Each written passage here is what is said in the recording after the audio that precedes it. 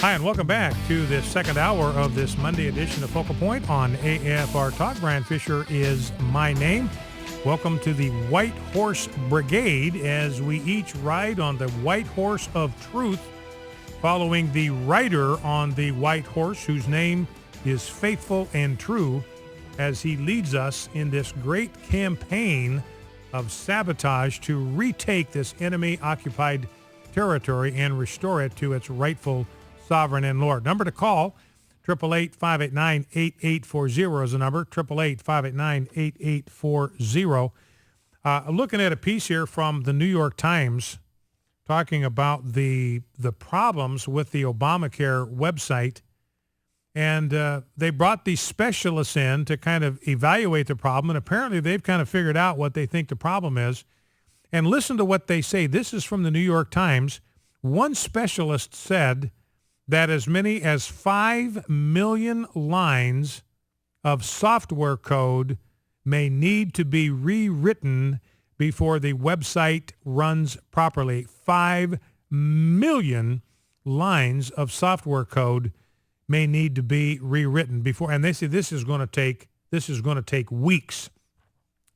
So specialists in the New York Times saying, look, it's going to be weeks. If they got us working on this thing right now, people who knew what they were doing, 5 million lines of code you got to rewrite. It's going to take weeks before that's done.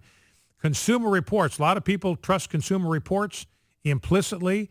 Their reputation is built on the fact that they provide information to consumers that's reliable. I mean, if they give bad information, bad evaluations to people, then people are going to stop using their product, buying their magazines. So their credibility is absolutely everything. You know what they're saying about Obamacare? Consumer Reports, stay away. That is Consumer Reports. Stay away from healthcare.gov at least for another month. That is Consumer Reports. Now, White House correspondent, AP correspondent Julie Pace.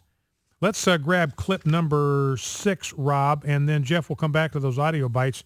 This is Julie Pace with the Associated Press talking with Chris Wallace on Fox News Sunday morning, talking about the rollout of Obamacare. Let's listen. Well, Julie, which brings us to your story, which we've been talking about today. She is the one who broke the story that what the government says 476,000 people have applied on the various websites. They didn't say how many have enrolled.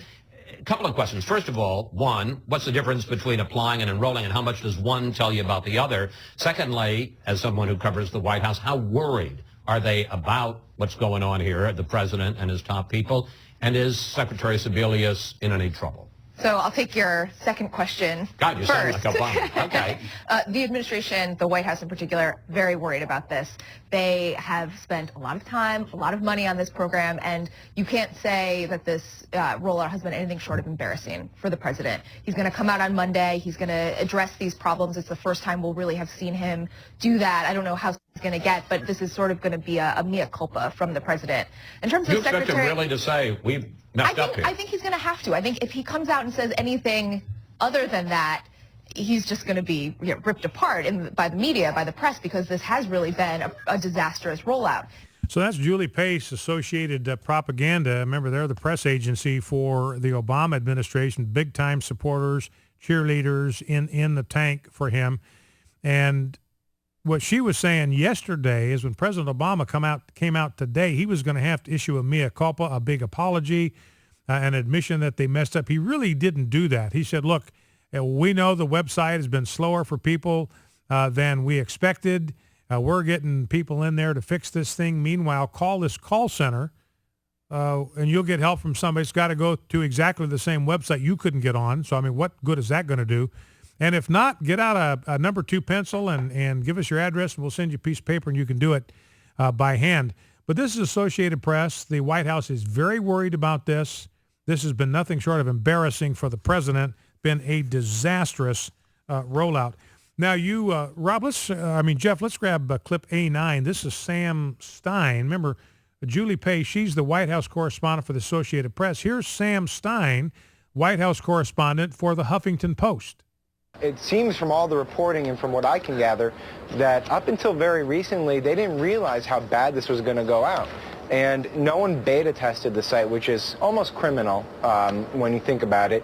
And then the president was caught off guard, which is really, unfortunate and also really, kind of messed up. Sam. And so you need to have someone who brings accountability to the process. I wouldn't be surprised if a few people lost their jobs, but this starts with basic explaining to Congress and to the American public what went wrong, and I think that's a very low bar for the administration to hit. All right, so that's Sam Stein. So look, people, heads are going to roll over this thing, probably starting with Kathleen Sebelius. I don't know how you fire somebody under Kathleen Sebelius and don't replace her, but, Stein said, look, they had no idea this thing was going to be this bad. It wasn't beta tested, which is criminal if you think about it. Almost criminal is the word that he used. Now, here's Mike Barnicle, clip A10, Jeff. He's on the Morning Joe with Joe Scarborough.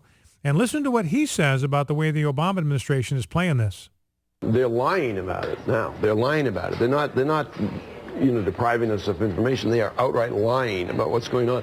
The word... Give me specifics. So what are they lying about? They're lying about the numbers of who have enrolled, right, the numbers who have made the process complete, the numbers of people who have actually signed up, a couple of other things. But the larger point is they keep using the word unacceptable.